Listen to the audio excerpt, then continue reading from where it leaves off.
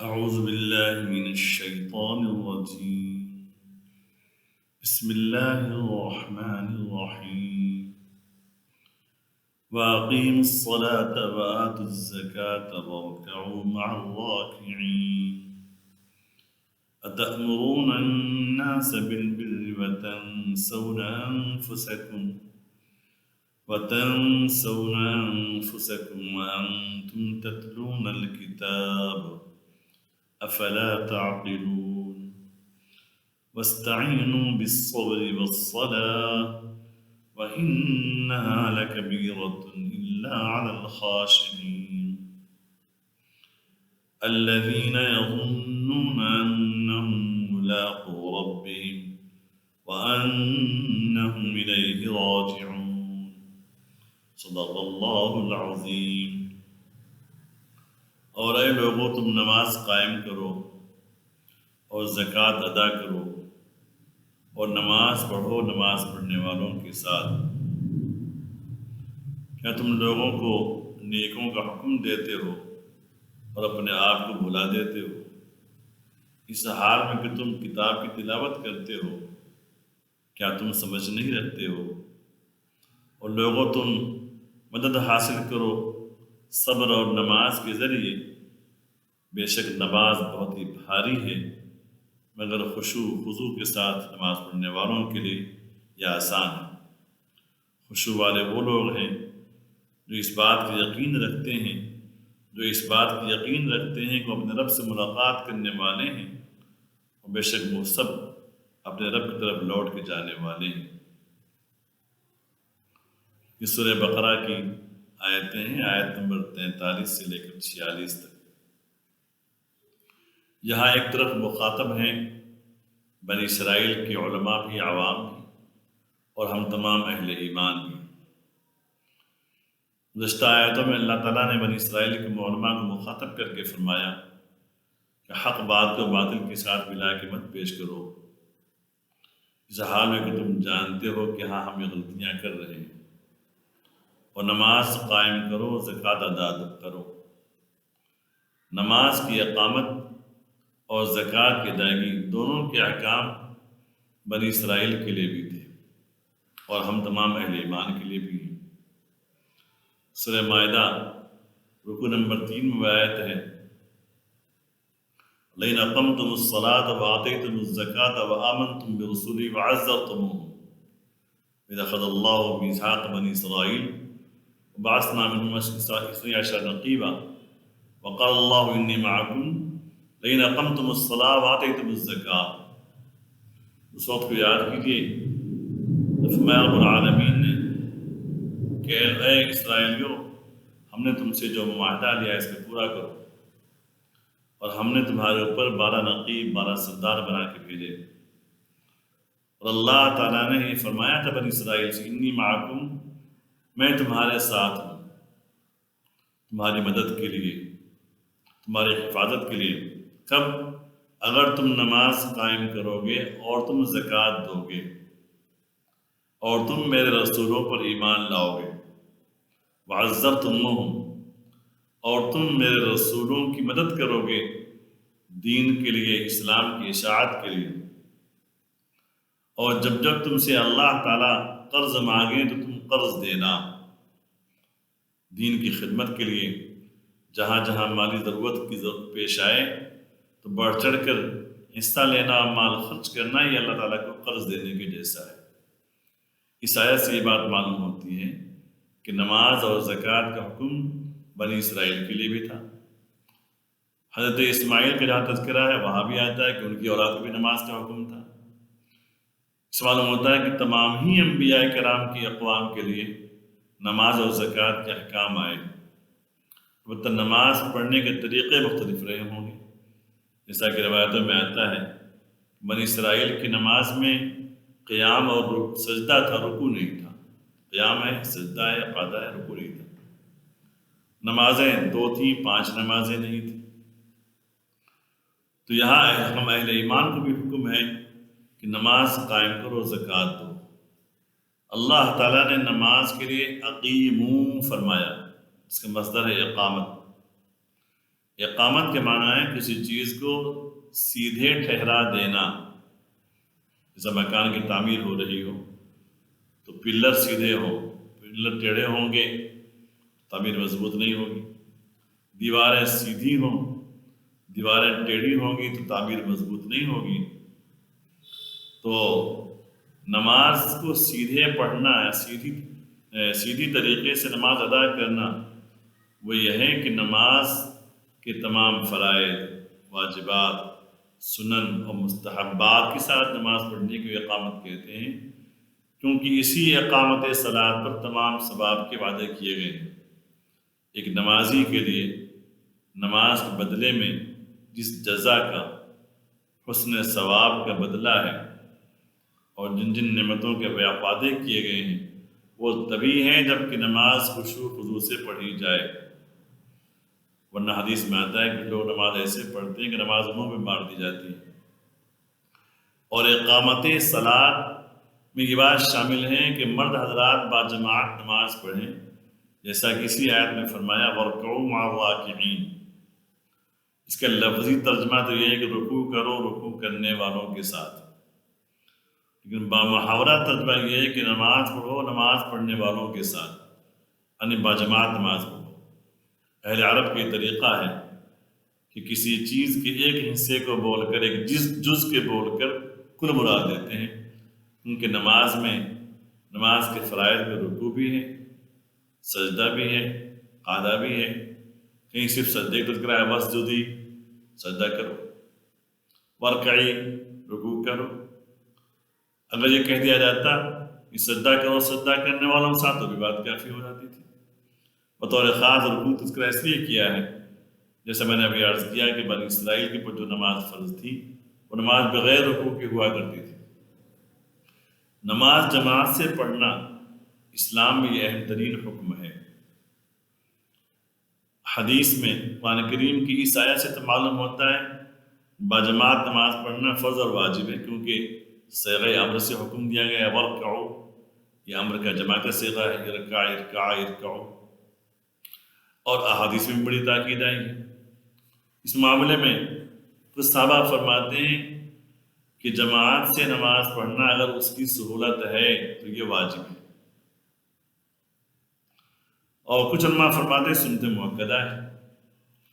جن علماء نے یہ بات فرمائی کہ واجب ہے، ان کے سامنے قرآن کریم کی آیت ہے اور وہ حدیثیں ہیں. اس میں فرمایا آپ صلی اللہ علیہ وسلم نے لا صلاۃ لجار المسجد الا فی المسجد.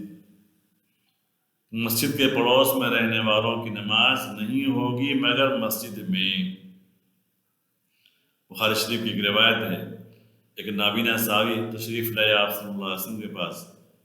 فرمانے لگے یا رسول اللہ صلی اللہ علیہ وسلم، میرا مکان مسجد سے دور ہے، بارش ہوتی ہے، راستے میں کیچڑ وغیرہ آ جاتا ہے، چلنا مشکل ہوتا ہے، مجھے مسجد تک لے کے آنے والا کوئی نہیں ہے، تو کیا میں اپنی فرض نمازیں گھر میں ادا کر سکتا ہوں؟ تو پہلے آپ نے فرمایا کہ ہاں اگر یہ مجبوری تو کر سکتے ہیں، لیکن اس کے فوراً بعد آپ نے ان سے پوچھا کہ کیا اذان کی آواز آتی ہے آپ کے کان میں؟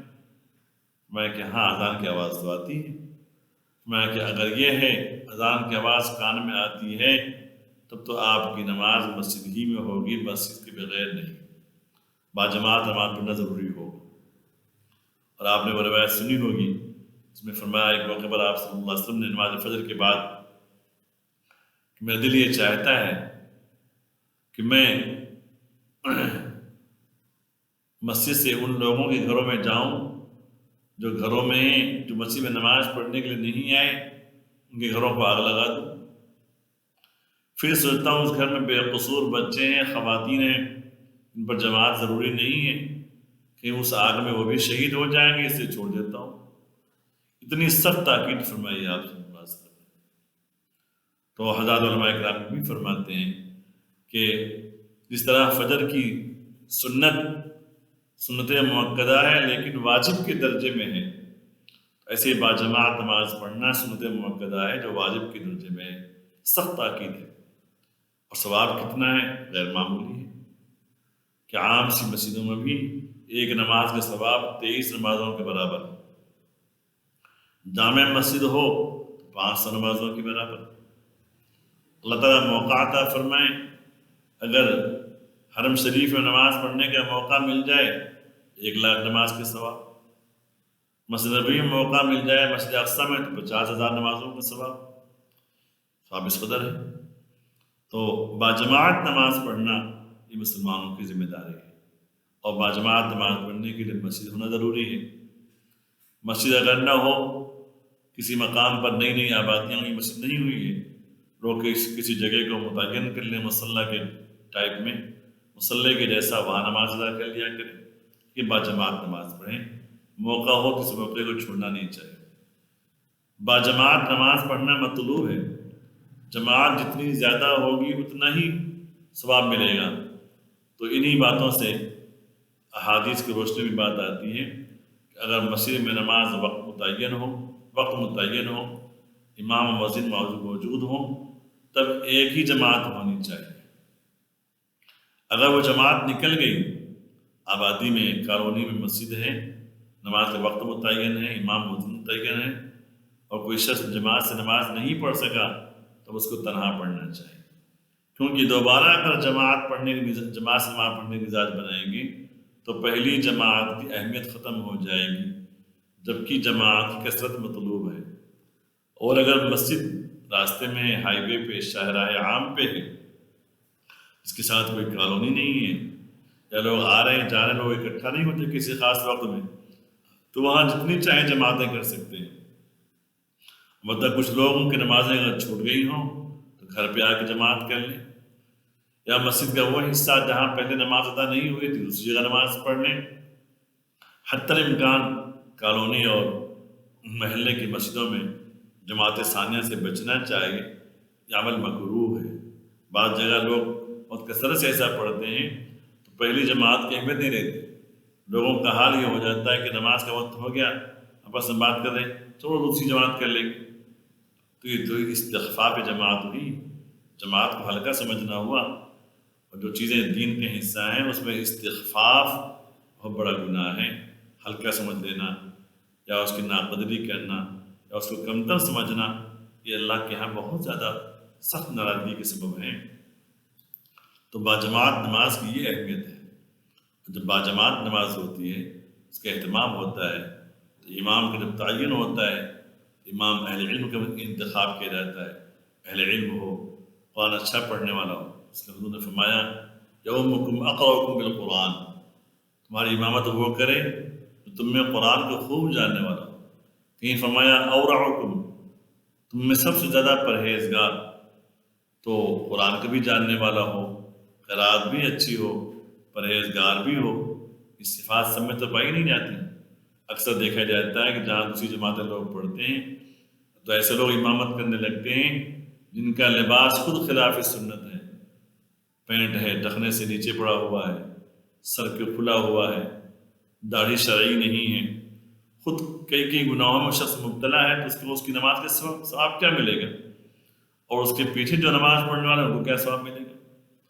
تو جو پہلی جماعت ہوا کرتی ہے مساجد کے اندر، اس میں امام کا جو تقرر ہوتا ہے، امام کی جو تعین ہوتی ہے، ان تمام خوبیوں کا مالک ہوتا ہے، تلاوت قرآن کے اعتبار سے، مسائل کو جاننے کے اعتبار سے، ورع اور تقویٰ اور پرہیزگاری کے اعتبار سے، وہ بات دیگر لوگوں میں نہیں آ سکتی۔ اس کے بعد آیت نمبر 44 ہے، کیا تم لوگوں کو نیکی کا حکم دیتے ہو، خود اپنے آپ کو فراموش کر دیتے ہو؟ اس آیت کا شان نزول یہ ہے، مدینے میں کچھ لوگ جو یہودیوں کے اعزاء و اقارب تھے اسلام میں داخل ہوئے، اور اس کے بعد جب وہ اپنے علماء سے ملاقات کے لیے گئے، یہودی علماء نے ان کی تعریف فرمائی اور یہ کہا اچھا کہ اسلام میں داخل ہو گئے، اچھا مذہب ہے، سچا مذہب ہے، دین حق ہے۔ تو اللہ تعالیٰ نے اس پر یہ آیتیں نازل فرمائیں، ایک طرف تمہارے اعزاء و اقارب میں ایمان لانے والوں کی ہمت افزائی کرتے ہو اور تعریف کرتے ہو، کیا تم لوگوں کو نیکیوں کا حکم دیتے ہو، اپنے آپ کو فراموش کر دیتے ہو؟ جب اسلام کو دین حق کہہ رہے ہو، خود اپنے آپ کو بھلا کیوں دے رہے ہو؟ ایمان لاتے کیوں نہیں ہو؟ جبکہ تم قرآن کی وانتم تتلون الکتاب، جبکہ تم کتاب کی تلاوت کرتے ہو، توریت پڑھتے ہو، انجیل پڑھتے ہو، تمہیں معلوم ہے نبی آخر زمان نبی برحق ہیں آپ صلی اللہ علیہ وسلم، قرآن آسمانی کتاب ہے، کتاب برحق ہے، تو دوسروں کو نصیحت کرتے خود اپنے آپ کو فراموش کر دیتے۔ اس سے یہ بات معلوم ہوئی جب کوئی آدمی دوسروں کو نصیحت کرے تو اپنے خود بھی اس پر عمل پیرا ہو، خود عمل پیرا ہوگا تو اس کی نصیحت کارگر ہوگی اور فائدہ مند ہوگی۔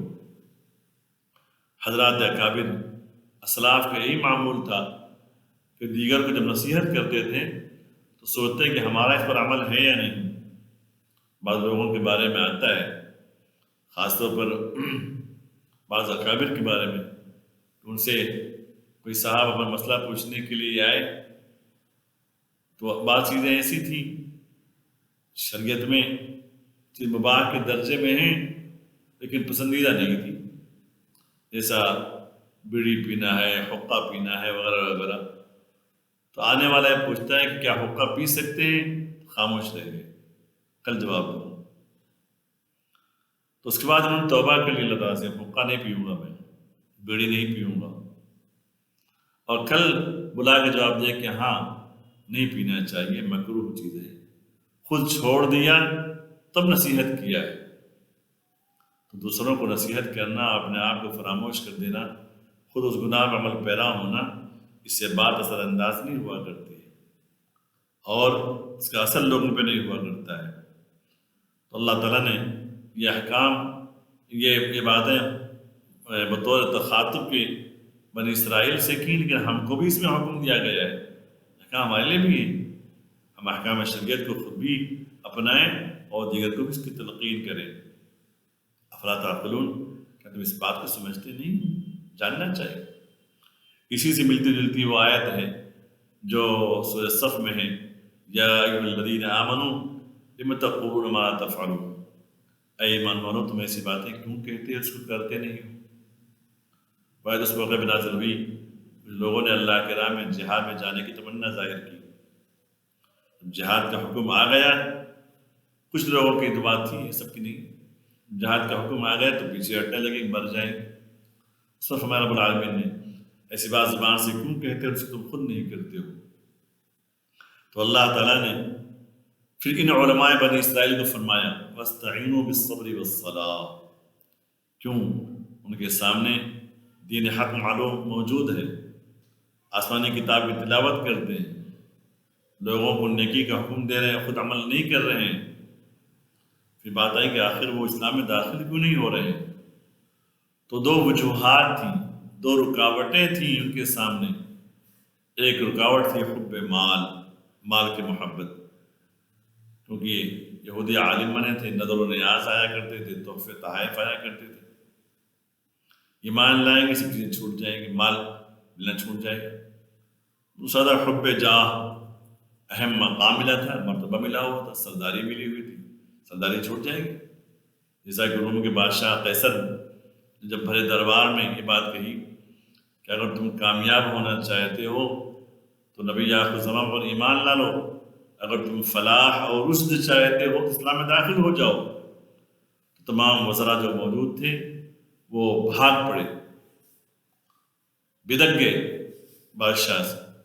بادشاہ کو یقین آ گیا کہ یہ لوگ ہمارے ماننے والے نہیں ہیں، ہم کو تو نکال پہ پھینک دیں گے، تو اسے بات پلٹ دی۔ تو اللہ تعالیٰ نے فرمایا اے لوگوں، مخاطب یہاں علماء یہود بھی ہیں اور ہم سب بھی ہیں، مدد حاصل کرو صبر اور نماز کے ذریعے۔ صبر کیا ہے؟ ہمارے سامنے جو موقع ہے، جو کنڈیشن آ جائے، جو حالات آ جائے، اس موقع پر اللہ کے حکم کو پورا کر دینا، تکالیف اٹھا کر، یہ ہے صبر۔ تو ایک ہے صبر علی الطاعہ، ایک ہے صبر علی المعاصی۔ یہاں ان کے سامنے بات یہ تھی مال کی محبت، مال نہیں ملے گا، تو اگر مال کی محبت دل سے نکالنی ہے تو صبر کیسے کرنا سیکھیں، قناعت کرنا سیکھیں۔ اللہ کے جو احکام ہیں یا اللہ تعالیٰ کی طرف سے جو تقدیر ہے اس پر راضی ہونا سیکھ لیں۔ مال نہ ملے صحیح، اللہ پاک ہمیں جس حال میں رکھے گا ہمیں وہ منظور ہے۔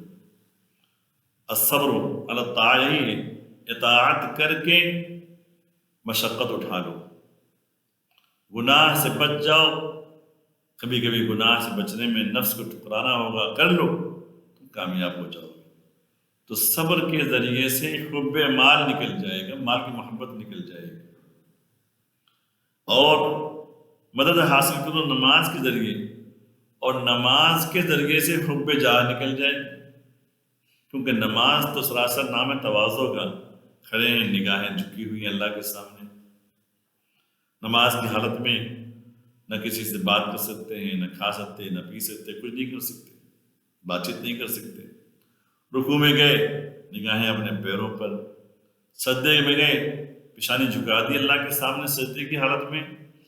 تو نماز اگر خوب پابندی سے پڑھی جائے خشوع و خضوع کے ساتھ تو تواضع کی صفت پیدا ہوگی۔ مزید تہجد کی نماز ادا فرمائیں، اشراق پڑھیں، چاشت پڑھیں، ایسا کرنے والے نمازی بڑے متواضع ہوا کرتے ہیں۔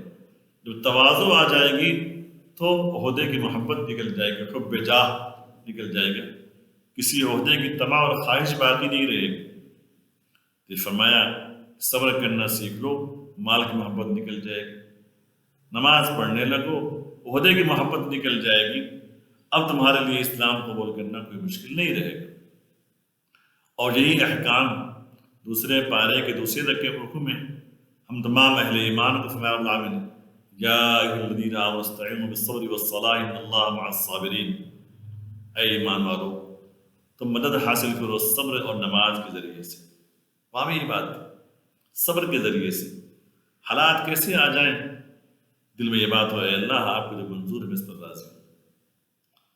مال کی طلب اور لالچ میں انسان گناہ کی طرف مائل ہوتا ہے، اپنی چادر سے زیادہ پیر پھیلاتا ہے، طرح طرح کی اذیتیں تکلیفیں اٹھاتا ہے وہ، لیکن جب صبر کی صفت آ جائے گی وہ چیز ختم ہو جائے گی۔ ہاں کسب حلال کیجیے، روزی کمانے کے لیے نکلیے، جائز طریقوں کو اپنائیے، ناجائز طریقوں سے بچیے، اللہ کو جو منظور ہوگا وہ ملے گا، اور تقدیر میں جتنا لکھا ہے وہ مل کے رہے گا۔ جیسا کہ حدیث قرآن کریم کی آیت ہے وَفِي السَّمَاءِ رِزْقُكُمْ وَمَا تُوعَدُونَ، سورہ الذاریات پارے 26 کا آخری سورہ ہے۔ وَفِي السَّمَاءِ رِزْقُكُمْ، تمہاری روزی تو آسمانوں میں لکھی ہوئی ہے، تم سے جو وعدے کی گئے تم وہ سب مل کے رہیں گے۔ اگر کوئی آدمی غلط طریقہ اپناتا ہے، چوری ہو، رشوت ہو، ناجائز طریقہ ہو، تو مال اتنا ہی کمائے گا جتنا کہ لکھا ہوا ہے، اگر وہ جائز طریقوں کو اپناتا تو بھی اتنا ملتا۔ کبھی کبھی میں سوچتا ہوں کہ یہ جو لوگ چوری کرتے ہیں، جیب کاٹ لیتے ہیں یا چوری کرنے کے طرح طرح حربے اپناتے ہیں، تو چوری کرنے کے لیے بھی دماغ لگانا پڑتا ہے، اس کو سیکھنا پڑتا ہے، ٹریننگ لینی پڑتی ہے۔ اگر وہی ٹریننگ وہ اچھے کاموں کے لیے لے لے، بھائی مال کمانے کے واسطے، یا آج کل اللہ نے روزی بہت پھیلا دی ہے، بہت سارے کورس کیے جاتے ہیں، آئی ٹی وغیرہ کا کورس ہے، ٹیلرنگ کا کورس ہے، ٹیکنیشین کا کورس ہے، بہت سارے کورسز ہیں۔ جو تربیت وہ چوری کے لیے لے رہا ہے، اگر وہی تربیت لے لے وہ ٹیکنیشین اور دیگر کاموں کے لیے، پلمبنگ ہے، مستری ہے، جو چھوٹے چھوٹے کام ہیں، بڑے کام ہیں، موبائل فون وغیرہ بنانے کا اور دیگر کاموں میں ڈیزائننگ کے لے لے، انجینئر بن جائے، تو جتنی محنت وہ چوری کے لیے کرتا ہے اتنی محنت اس کام کے لیے کرے تو چوری سے زیادہ اس کو ملنے والا ہے۔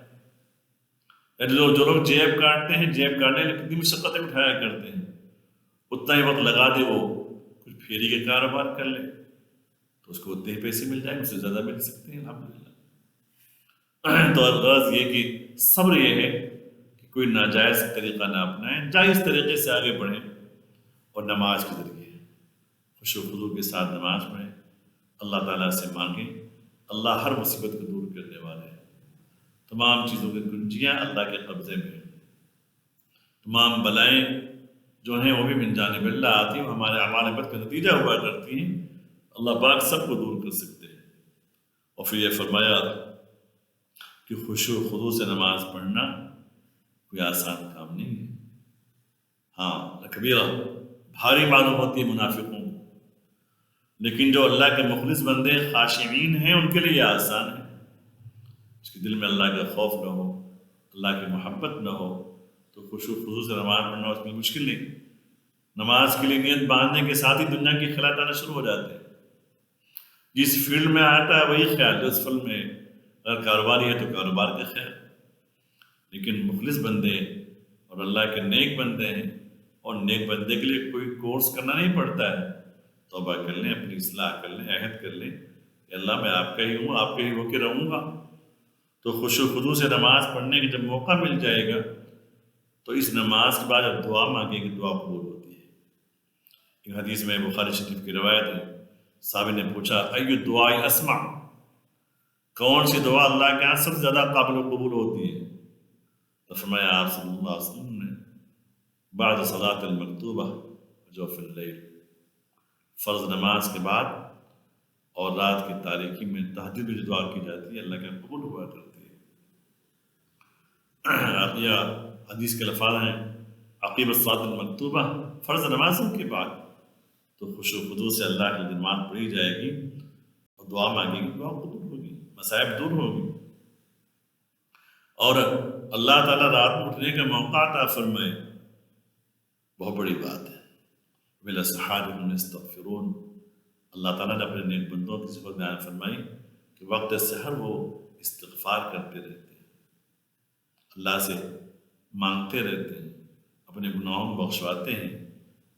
یہ جگہ فرمایا سورہ سجدہ میں تجافی جنوبهم عن المضاجع يدعون ربهم خوفا وطمعا ومما رزقناهم ينفقون. میرے جو مخلص بندے ہیں رات کی تاریکیوں میں، رات کے اندھیروں میں ان کے پہلو ان کے بستروں سے دور ہوا کرتے ہیں. تتجافی جنوبهم عن المضاجع، ان کے پہلو ان کے بستروں سے دور ہوتے ہیں. يدعون ربهم خوفا وطمعا، اپنے رب سے مانگتے رہتے ہیں خوف اور امید کے ساتھ. ایک طرف یہ مانگتے ہیں اللہ مجھے بخش دیجیے، میری گرفت نہ کیجیے، روز محشر میں مجھے رسوا مت کیجیے، میری قبر میرے لیے جنت کا باغیچہ بن جائے، میرا خاتمہ ایمان پر ہو. یہ خوف کی کیفیت ہے. طمع یہ ہے اے اللہ مجھے یہ عطا فرما، مجھے یہ عطا فرما، مجھے یہ مل جائے، مجھے یہ مل جائے دنیا میں اور آخرت میں. ربنا آتنا فی الدنیا حسنہ وفی الآخرۃ حسنہ وقنا عذاب النار. تو خوف اور طمع دونوں چیزیں ان کے سامنے ہوتی ہیں. مثل حدیث میں آتا ہے، فرمایا آپ صلی اللہ علیہ وسلم نے ایمان تو رجا اور خوف کے درمیان میں ہے.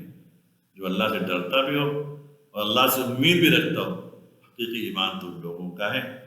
تو یہ ہے خشوع خضوع سے نماز پڑھیں گے، اللہ سے مدد حاصل کریں گے، ہر موقع پہ اللہ کی مدد ہمارے ساتھ رہے گی. جیسا فرمایا انی معکم، میں تمہارے ساتھ ساتھ ہوں. حضرت موسیٰ اور حضرت ہارون کے لیے فرمایا انی معکما، میں تم دونوں کے ساتھ ساتھ ہوں. اسمع و ارا، سن رہا ہوں، دیکھ رہا ہوں. جائیے فرعون کے دربار میں گھبرانے کی ضرورت نہیں ہے. آپ صلی اللہ علیہ وسلم کے لیے فرمایا آپ غار ثور میں تھے تو فرمایا بے شک میں تم دونوں کے ساتھ ساتھ ہوں. تو میں الذین یظنون، آگے فرمایا اگلی آیت میں خاشعین کون ہیں؟ یہ وہ لوگ ہیں جن کو اس بات کا یقین ہے، آخرت پر ایمان اتنا مضبوط ہے جیسا آنکھوں دیکھا حال، جیسا مشاہدہ، جیسا کہ اس بات کو دیکھ رہے ہوں کہ میری موت آ رہی ہے، اب میں قبر والی زندگی گزاروں گا، پھر سور پھونکا جائے گا، پھر روز محشر میں اٹھایا جا رہا ہوں، حساب کتاب کے لیے اللہ کے سامنے پیش ہو رہا ہوں. اسی تصور اور خیال نہ ہو بلکہ یقین کے درجے میں ہو.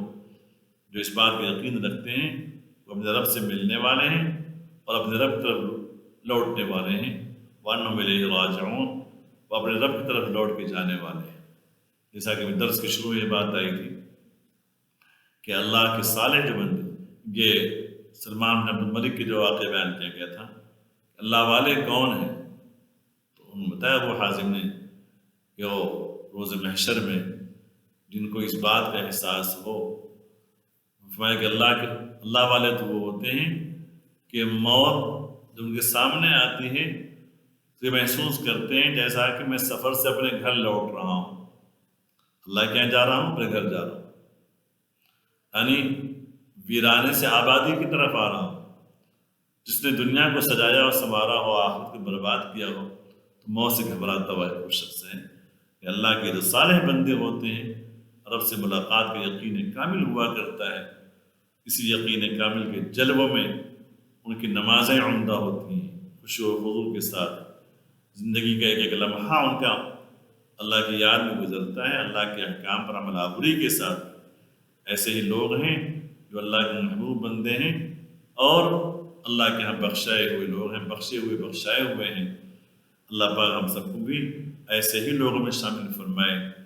علماء یہود میں جو خرابیاں تھیں اسے بچنے کی توفیق عطا فرمائے، ان میں جو خوبیاں تھیں جن کی تعریف کی گئی ہے اس کو اپنانے کی توفیق عطا فرمائے۔ وآخر دعوانا الحمد للہ رب العالمین۔